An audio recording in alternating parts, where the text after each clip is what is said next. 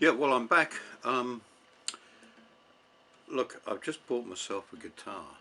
It cost me $70 at Aldi, so I'm guessing, but this is probably the Stradivarius of guitars.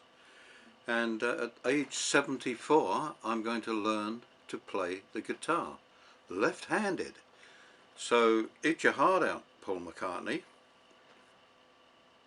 Jimi Hendrix can't eat his heart out because he's dead, but they're the two most famous left-handed guitar players that I'm aware of.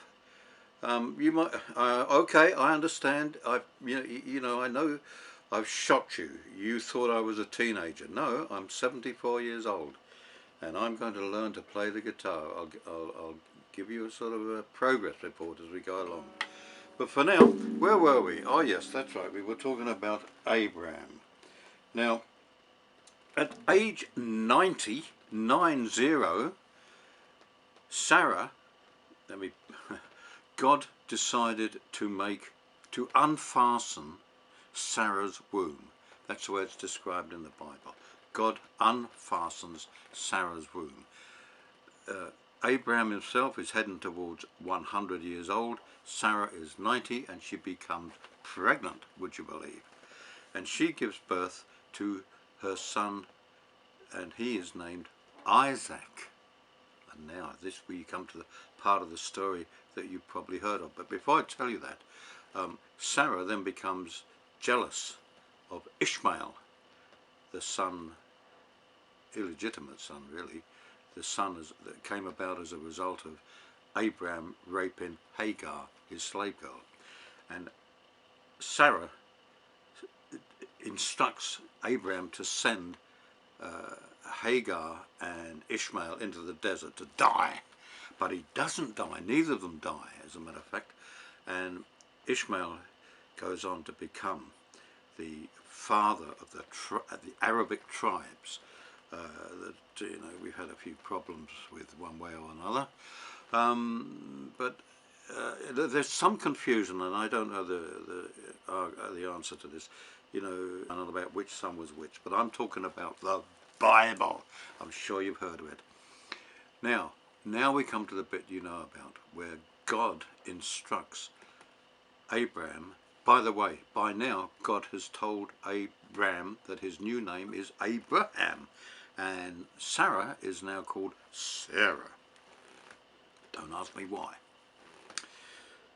God instructs Abraham to drag Isaac up a mountain and to sacrifice his beloved son in order to prove his faith in God. You all know that story. That's the one bit about Abraham everybody remembers. But I ask you this: what kind of a monstrous, disgusting, vile, hideous and ghastly deity instructs a loving father to murder his own son just to prove his faith in God? I bet you haven't thought about that. Like Christians and Jews, they just read the Bible. Well, some of them do. Most Jews do, but few Christians do.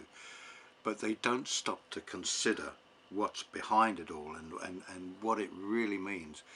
What kind of a disgusting, ghastly, revolting, sadistic deity instructs a father to slaughter his son just to prove his faith in this unbelievably vile deity? But anyway, look, fortune shone on Abraham and Isaac, because God said, okay, Abraham, you proved just how faithful and loyal you are. Instead of slitting your son's throat, I'll settle for a ram, or it might have been a lamb, I can't remember. So Abraham gets his knife and cuts the throat of a ram. And this is the other question I ask. We're talking here about the force, the power that created the universe, and yet Bible believers are so dumb and so dim-witted. They believe that this major force, I mean, it's indescribable what kind of a force would be required to create a universe, gets his rocks off by watching an animal having its throat slit. Think about it. Just for once in your lives, think about it. I'll give you a bit of a break here. We'll go somewhere else for the rest of the story. I might carry on playing my guitar.